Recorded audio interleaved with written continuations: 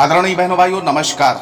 मैं पंडित दिनेश नारायण पांडे आध्यात्मिक वेदांग ज्योतिष के ग्रहवाणी यूट्यूब चैनल पर आप सभी का हार्दिक अभिनंदन करता हूं, आप सभी का स्वागत करता हूं। एक बार प्रेम से बोलिए जय माता की।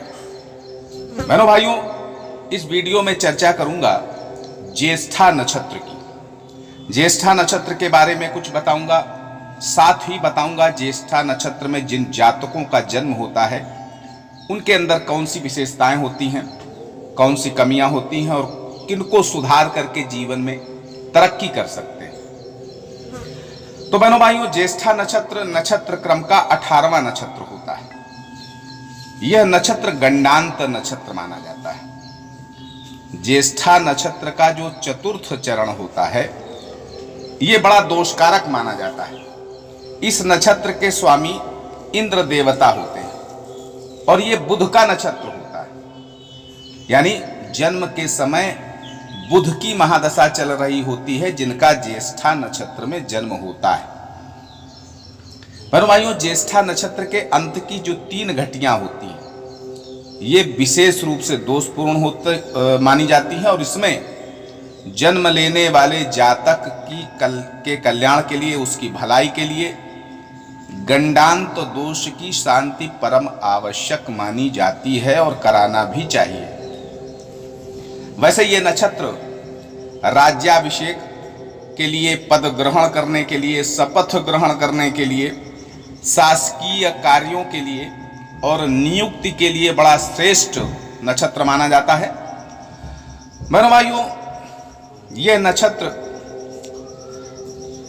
के जो नामाक्षर हैं वो है नो, या, ई, यू। ये इसके नामाक्षर हैं। आदि नाड़ी, मृग योनि, राक्षस गण, वृश्चिक राशि का ये नक्षत्र होता है। विप्रवर्ण और कीटवश्य, ये ज्येष्ठा नक्षत्र के बारे में आपको बताया मैंने। अब ज्येष्ठा नक्षत्र में जो जातक जन्म लेते हैं उनकी क्या विशेषताएं हैं वो बताता हूं। बहनों भाइयों, ज्येष्ठा नक्षत्र में जो भी जातक जन्म लेते हैं वो शारीरिक दृष्टि से स्वस्थ और हष्टपुष्ट माने जा सकते हैं, होते हैं।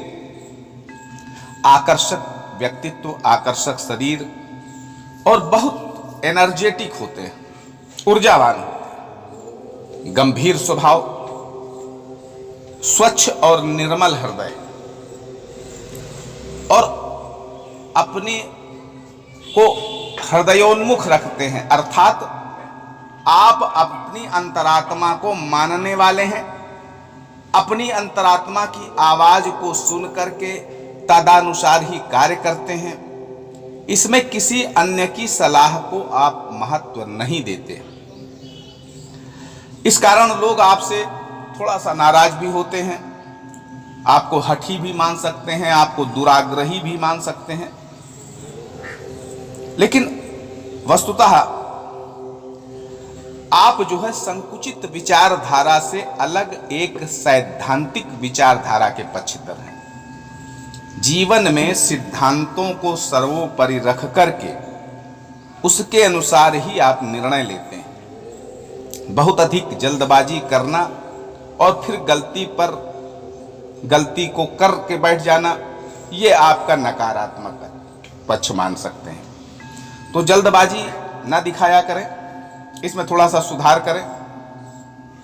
आपका दिमाग बहुत क्रिएटिव है, बहुत प्रोडक्टिव है, तेज है, इसलिए विषयों को और हालातों को समझने के आपकी क्षमता आपके अंदर बहुत श्रेष्ठ मानी जा सकती है। आपकी महत्वाकांक्षाएं जीवन में बहुत कुछ करना चाहती हैं, पाना चाहती हैं और इसलिए आप समाज में दूसरों को प्रभावित करके प्रशंसा पाने के लिए और सम्मान पाने के लिए प्रयत्नशील रहते हैं, प्रयास करते रहते हैं। बहनों भाइयों, वास्तव में देखा जाए तो आप मन के बहुत साफ हैं और बहुत मर्यादित हैं, पर आप दूसरों के समक्ष अपनी योग्यताओं को, अपनी भावनाओं को, अपने विचारों को प्रकट नहीं करते। इसलिए लोग आपकी उन विशेषताओं और खूबियों से अनभिज्ञ ही रहते हैं जो खूबियां और विशेषताएं वास्तव में आपके अंदर होती हैं। आजीविका के लिए ना कोई आप उम्र मानते हैं, ना कोई आपको दूरी प्रभावित कर सकती है, मजबूर कर सकती है। उम्र भले ही कम हो, दूरी चाहे कितनी अधिक हो, आप सहर्ष अपनी आजीविका के लिए जाने के लिए तैयार रहते हैं। अपने कार्यों के प्रति निष्ठावान और फुर्तीला स्वभाव होने के कारण समय के अंदर कार्यों को पूरा करके आप कामयाब होते हैं। समय के बहुत पाबंद हैं। नौकरी हो या व्यापार, दोनों में आप कामयाब होते हैं। नौकरी में उच्च पद प्राप्त कर लेते हैं। आपके डायरेक्शन में कई लोग काम कर सकते हैं। व्यवसाय में भी सफलताएं आप प्राप्त करते रहते हैं। प्रतियोगिता और प्रतिस्पर्धा में सदैव आप आगे बने रहने का प्रयत्न करते हैं। पीछे रहना आपको मंजूर नहीं रहता और इसके लिए भरपूर प्रयत्न करते हैं। 18 से लेकर के 27 वर्ष तक की जो अवधि होती है, इसमें जीवन में संघर्ष बने रहते हैं और इन संघर्षों से बहुत कुछ आप अनुभव लेते भी हैं, सीखते भी हैं। आप अच्छी शिक्षा प्राप्त कर सकते हैं, इसलिए शिक्षा प्राप्त करने का प्रयास पूरा करना चाहिए आपको। आपके विचारों में मौलिकता होने के कारण आप इसका उन्नति में अपने प्रयोग कर सकते हैं, लेकिन कुछ चीज़ों से आपको बचना ही होगा जो आपके जीवन को बुरी तरह से प्रभावित भी कर सकती है। आपको नशे से बचना चाहिए, आपको मादकता से बचना चाहिए, आपको गलत संगति से बचना चाहिए, नकारात्मक विचारों से भी आपको बचना चाहिए, क्योंकि अगर इन चक्करों में आप पड़े तो आपकी छवि भी खराब होगी, आपका स्वास्थ्य भी खराब होगा और आपका कैरियर भी खराब होगा। तो कोशिश करें कि इन चीज़ों से बच करके रहें, गलत संगति ना करें, निगेटिव थॉट्स वाले लोगों के पास बिल्कुल मत बैठें।